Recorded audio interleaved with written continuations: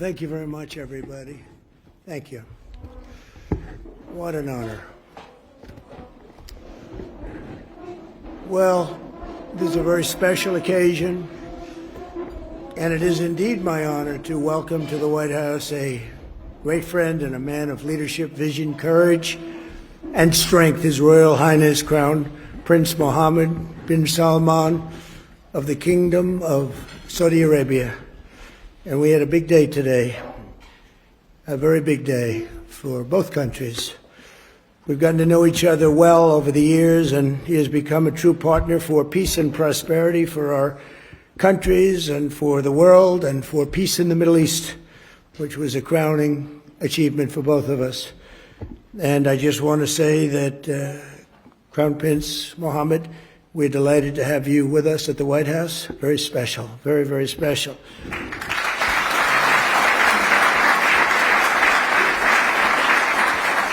I'd like to also express my gratitude to our wonderful First Lady for organizing this beautiful evening. She worked hard on it. Thank you very much, Melania. Thank you.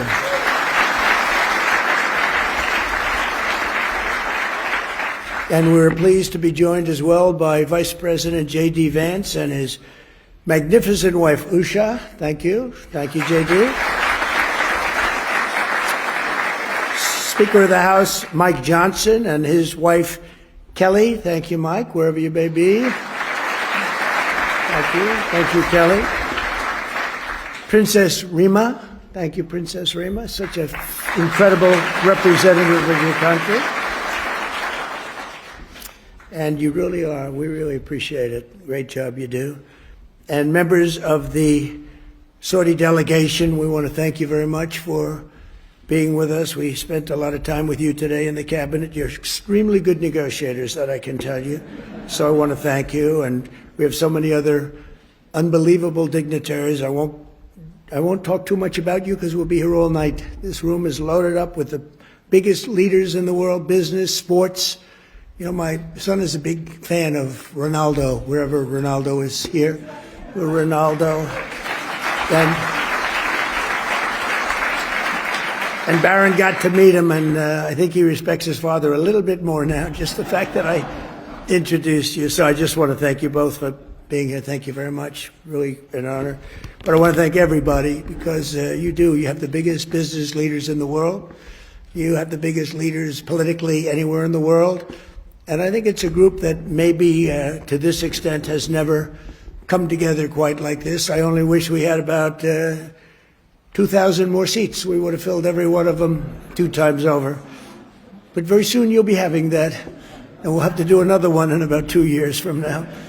But we really do. We appreciate it very much. It's a special privilege to welcome His Royal Highness to Washington this year as we mark the 80th anniversary of the first meeting between U.S. President and a Saudi king. 8 decades ago in 1945, President Franklin Delano Roosevelt met with the Crown Prince's own grandfather, the founder of the Saudi Arabian incredible country, and that was King Abdul Aziz on the deck of the U.S. Navy cruiser, and a beautiful one at that. It has become known for that meeting all over the world.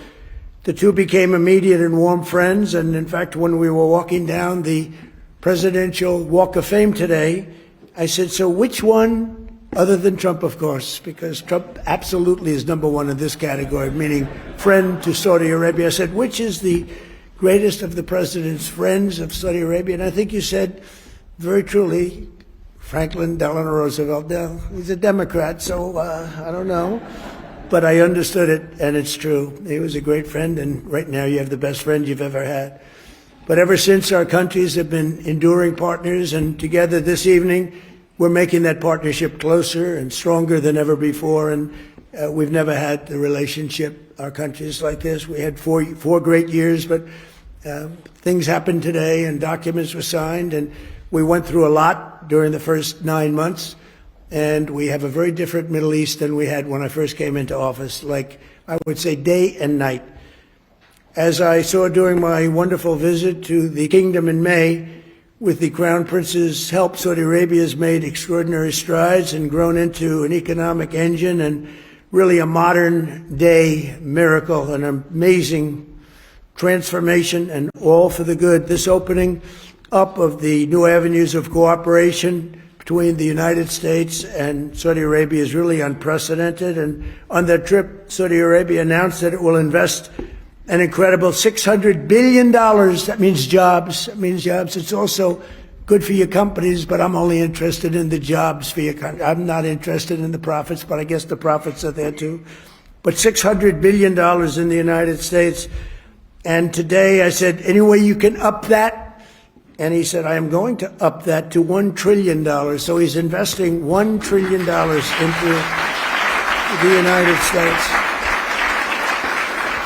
And when I was in Saudi Arabia, he looked at me, and I've used his name all over the place because he was the first to say it, but a lot of people have said it after. He said, 1 year ago, we thought your country was dead, and now you have the hottest country anywhere in the world. We are the hottest country anywhere in the world right now. So I want to thank you for giving me one of the most effective lines that I have. And I quote you, and I quote some others, but I always put you up at top. But many people have said that. This week, we're also signing exciting agreements on civil nuclear energy, critical minerals, and artificial intelligence, numbers that nobody's ever heard of before. And Jensen, I want to thank you. You had a great meeting of NVIDIA, wherever you may be. And I want to thank Tim Cook and Apple for all of the money that you're investing in the United States. They're both investing $600 billion, and we have numerous other companies in the room that are likewise investing large sums because they believe in what we are doing and what's taken place, this miracle that's taken place in the USA. Together, these will come together. We're going to have support the many thousands of American jobs that have been created and help solidify the USA and the world leader. We're really now by far the world leader in technology, and nobody even questions it. Advanced manufacturing and other vital industries. They were saying 2-3 years ago, when the country was really losing business, not gaining business, that we'll never be manufacturers again, we'll never be doing any of these businesses again, that are coming back to us in record numbers. AI plants, but maybe even most importantly, in a sense, the auto plants. They're all pouring back into the United States. And I have to say, because of tariffs, I'll also say because of November 5th, the election. But because of the tariffs, they're coming back. We have the head of Ford, we have the head of General Motors in the room, and their stock has gone through the roof because what I did with tariffs last week on certain kinds of vehicles, I won't get into it. It's called mid-sized trucks and large trucks. So I wanted to get into it because their stock went through the roof, and they were very happy. They did not really a hell of a lot of work. I gave it to them at their request, and for that, they get a big fat salary. But more importantly, they create jobs all over the country. It's been amazing. And the business you've gotten in the midsize and the large trucks because of what we did with tariffs is incredible. It's incredible. So I congratulate both companies and thank you both for being here very much. And as we announced in May, Saudi Arabia is also making an enormous commitment to building up its own defense capabilities with the largest arms purchase in history, nearly $142 billion worth of American military equipment and services. And as I've said many times, and we've demonstrated just a short while ago, but quite a bit. We make the best military equipment in the world by far. We make the best jets, the best missiles. We make the best military equipment in the world. There's nothing even close. But this will mark and make both of our nations safer and cement the kingdom's role as a key force for stability and security in the Middle East.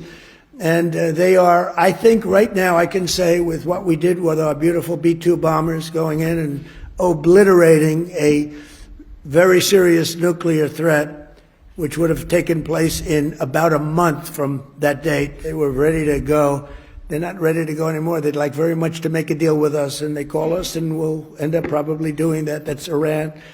But when you really think about it, Your Majesty, I think that this is the best in terms of safety. Saudi Arabia has never been as safe as it is right now. You always had a little cloud over your head, and sometimes that cloud was very big. That cloud is not there anymore, and we want to keep it that way. So that's why tonight I'm pleased to announce that we're taking our military cooperation to even greater heights by formally designating Saudi Arabia as a major non-NATO ally, which is something that is very important to them. And I'm just telling you now for the first time because I wanted to keep a little secret for tonight. I just heard him say, "Oh, that's nice." That's another point you won today. And signing a historic strategic defense agreement, which we just signed a little while ago. So congratulations. It's our pleasure.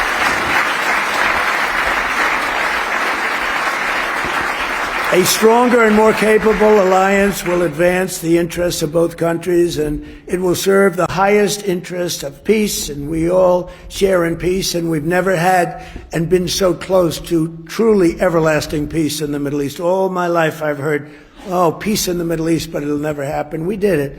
Now we have to make sure it matures properly and is really as strong as we think it can be, but we've gotten all good signals. I want to just thank you for all the help, too. I want to thank the Crown Prince for the role he played in the transformational peace deal that was achieved last month, and so many of the other things that happened to end the war in Gaza.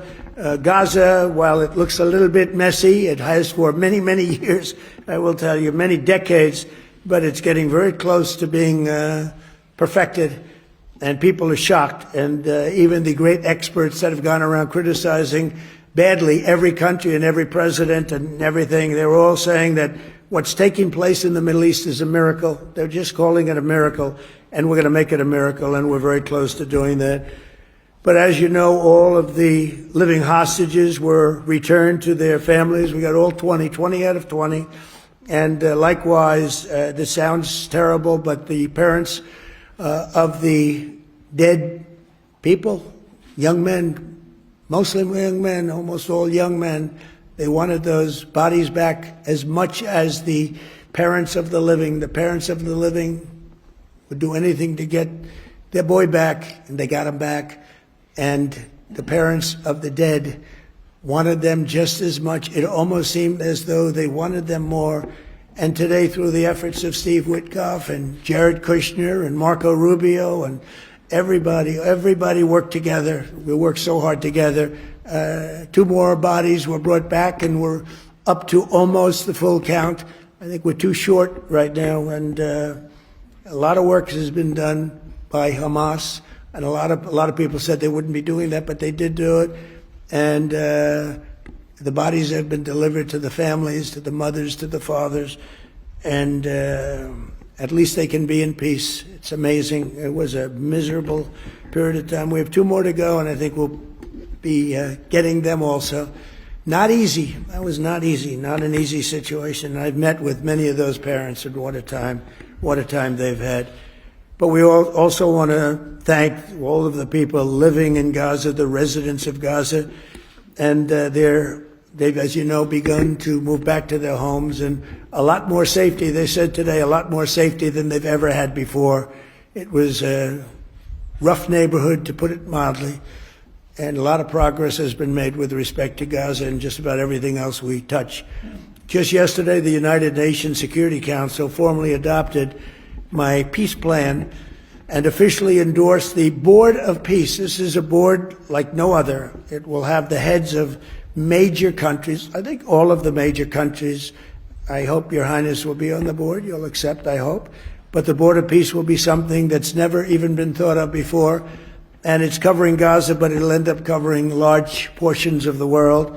And I was honored to be chosen the chair of that Board of Peace. And I think you'll see something that nobody's ever seen before in terms of the status of the board. There will never be a board like the board that we're going to be announcing.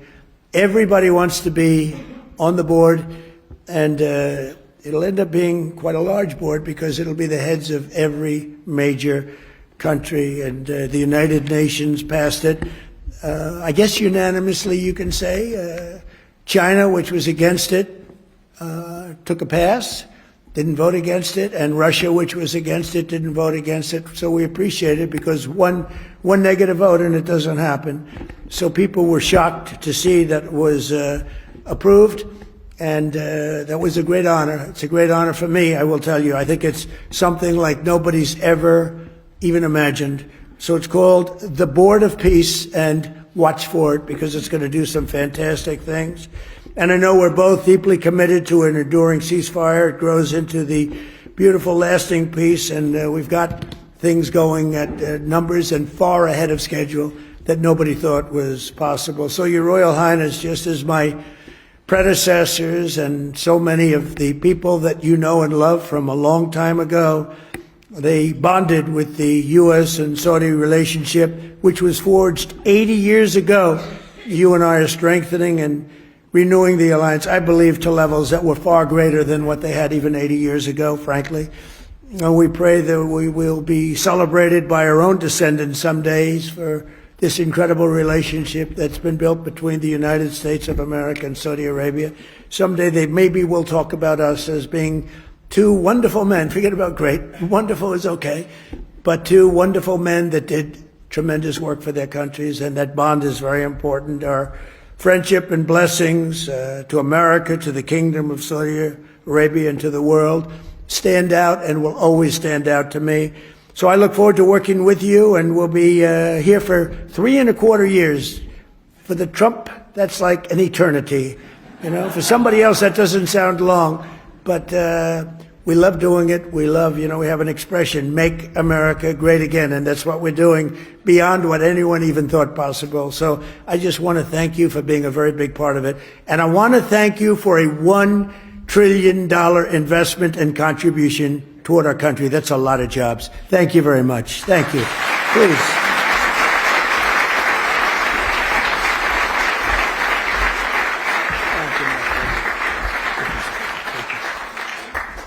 Well, it's too hard to speak after Mr. President. No one speaks better than him. But first of all, I will start with thanking Mr. President for the warm and great welcome that we have today. We feel home, and this relation started around close to 9 decades ago with Roosevelt and King Abdulaziz, who established the modern Saudi Arabia. Also, I've known that America is almost celebrating 250 years of establishment, and also in 2 years we will celebrate in Saudi Arabia 300 years of establishing Saudi Arabia. We've been since the last 9 decades working together in many areas. During the World War II, we was a major supplier for oil during the Cold War, countering extremism, terrorism, but during that time, we've been also working on a lot of economical opportunities. But today, it's a special day. We think the horizon of the economical cooperation between Saudi Arabia and South America, it's bigger and wider in many areas. We've been signing a lot of agreements that are going to open the door to develop the relation deeper in many areas, and we're going to work on it. We believe the opportunities is huge, so we're going to focus on implementation and keep increasing the opportunities between our both countries. So thank you again, Mr. President. Thank you very much. And also, before I come here, someone told me that there is in some of the bidding sites that they are bidding on me wearing black suits, and if you bid on me wearing black suits, I'm coming here with the black suits, they're going to get almost 17x. So I want to tell them, sorry, you lose the bid. Maybe next time. So thank you, Mr. President. Thank you. Very much.